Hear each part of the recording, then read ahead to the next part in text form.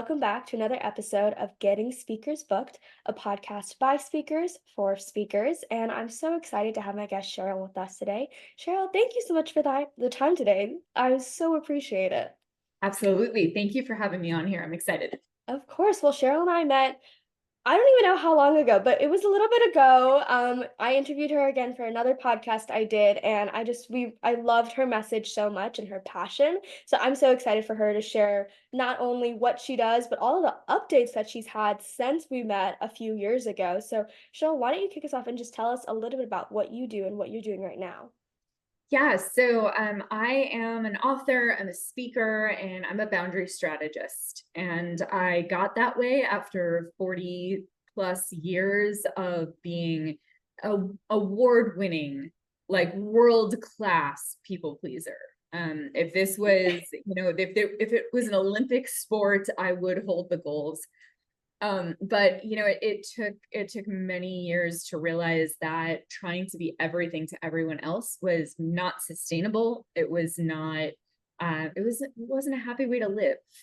Yeah. And it wasn't good for business, it wasn't good for relationships or anything, and it certainly wasn't good for my mental health. So I switched gears after having a really, really bad burnout experience. And I've been writing about it. Yes, I did it right. Hey, my sixth book is You Had Me at No, how setting healthy boundaries helps banish burnout, repair relationships, and save your sanity. And I've been writing and speaking about it ever since, and just loving the transformation that I see for my clients and for my audiences. That's amazing. I love that title. Thank you. That's such a great one. I love when you can like see a title in a book and go, "Oh, I absolutely know what that is. I know what that book is about. I can absolutely tell." Because I feel like we see so much online. We have so many nice words, but then sometimes it's like you read that I don't know what this means. Uh-huh. You know? Sounds pretty, but It sounds pretty, but I don't know how I'm supposed to apply this in my life. That's a big question I always have. But I mean, that's such a popular I feel like a lot of people are more opening up to placing boundaries in their lives or just opening up to what is the concept of a boundary. So kind of for you, how has that been navigating and teaching people like, "Hey, this is what counts. Like this definitely is a boundary." it's kind of two-sided here. So yes, boundaries are becoming almost a buzzword at this point, but we're very conscious of them, we're cognizant of them, we know they exist, so that's amazing. But I think there's also kind of a shift in, like, the pendulum is swinging too far right now in the other direction. Mhm. I think we're seeing my least favorite thing in the book is I'm protecting my peace. We're seeing a lot of like Instagram worthy boundary Yes. quotes, and it's really being kind of drilled down to something that is not helpful and Mhm. not useful and will actually harm relationships. Yeah. And what I've been really focusing on is the fact that boundaries aren't just for you. They're Mhm. for the people around you as well. And learning to set them and communicate them properly Mhm. is a responsibility. Mhm. Yeah. And when we do that, that's when we're going to see that benefit in our lives, in our workplace, in our, business. That's when we're really going to see like healthy boundaries and healthy relationships, as opposed to like, just Yes. go away. I'm protecting myself right now. So yeah, so it's kind of a fine line that I'm navigating here between the like Instagram woohoo boundaries and like what is actually a boundary and how do you do it safely and productively.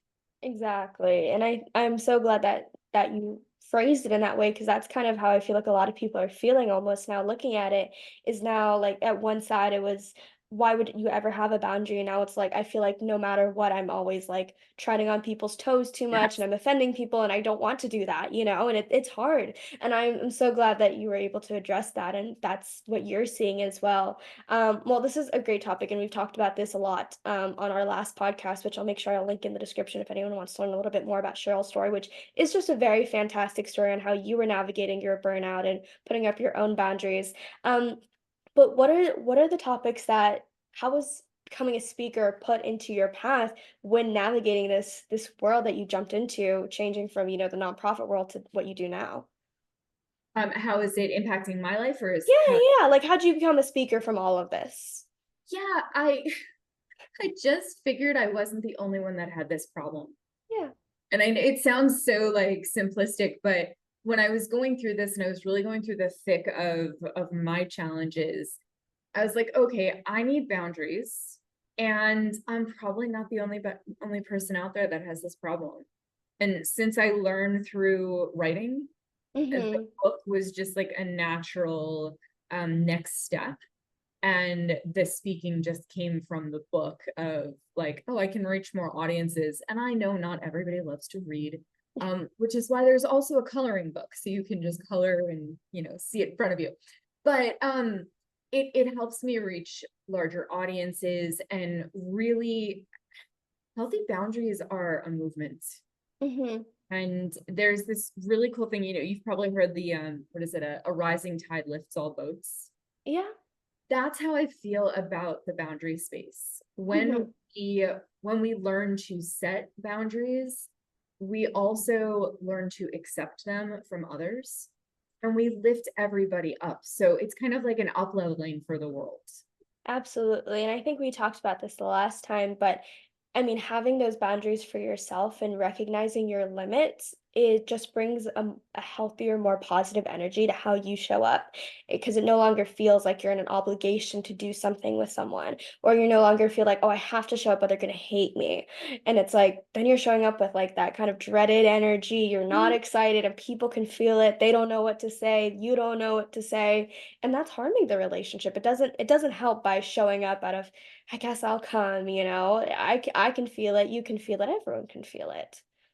I came across this term called emotional leakage, which is really a disgusting, disgusting term. However, it's the eye rolling, it's the facial expressions, it's the passive aggressiveness, it's the resentment is literally seeping out of your pores. And we all pretend that we're hiding it, but we're not, especially when you have No, a Muppet face like some of us do. the Um, Muppets. you know, people get it, people see it, and nobody wants you to be like doing them a favor that you don't want to be doing. So Absolutely. so yeah, it's I think it's huge for everyone. Yeah, and you're very well versed, just changing topics almost a little bit. You're so well versed in the speaker world now.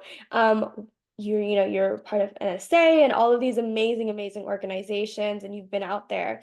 What kind of tip would you have for either newer speakers or maybe re-emergent speakers? It's been a while since they were out there in the world and speaking, and maybe now they don't even know what podcasts are. It's like, how do I get on these things? So what would you kind of recommend as like maybe one or two pieces of advice?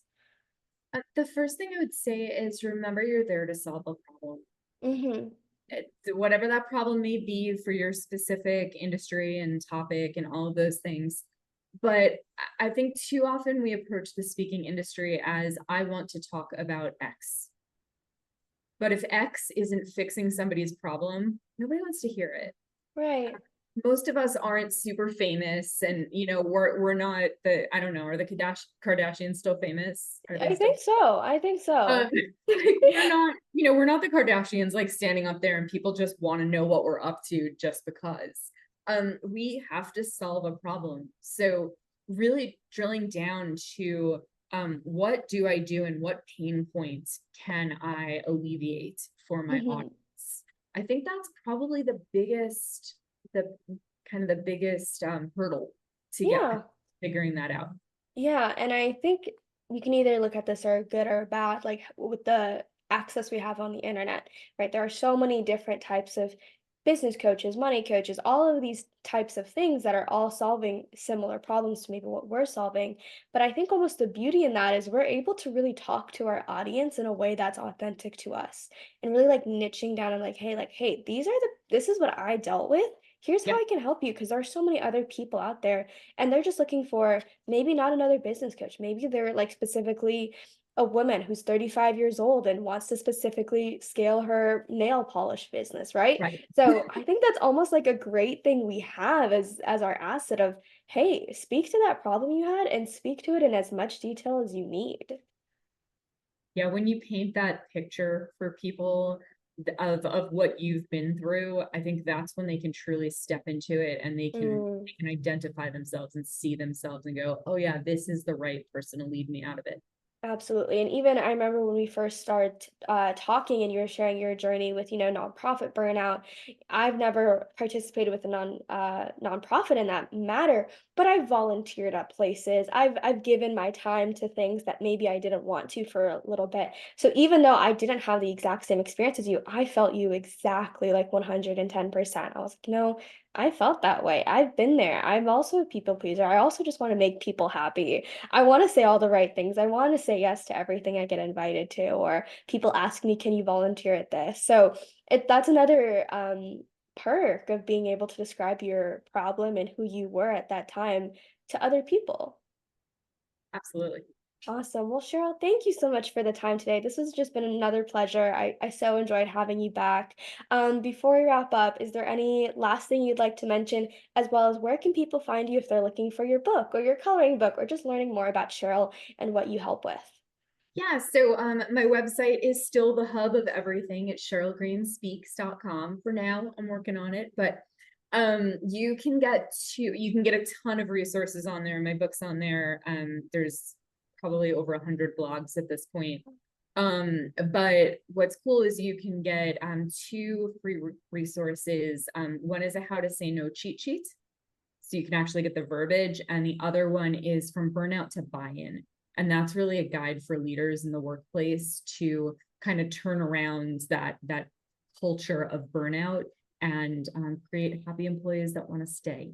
Yes, and isn't that the key? So, Cheryl, thank you so much again for your time. I really appreciate it. To anyone watching, I really appreciate you as well. And if you're a speaker looking to be connected to more speakers and get on more stages, you can go to the link in the description to join our free Global Speaker Circle community.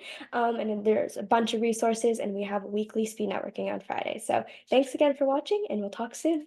Bye.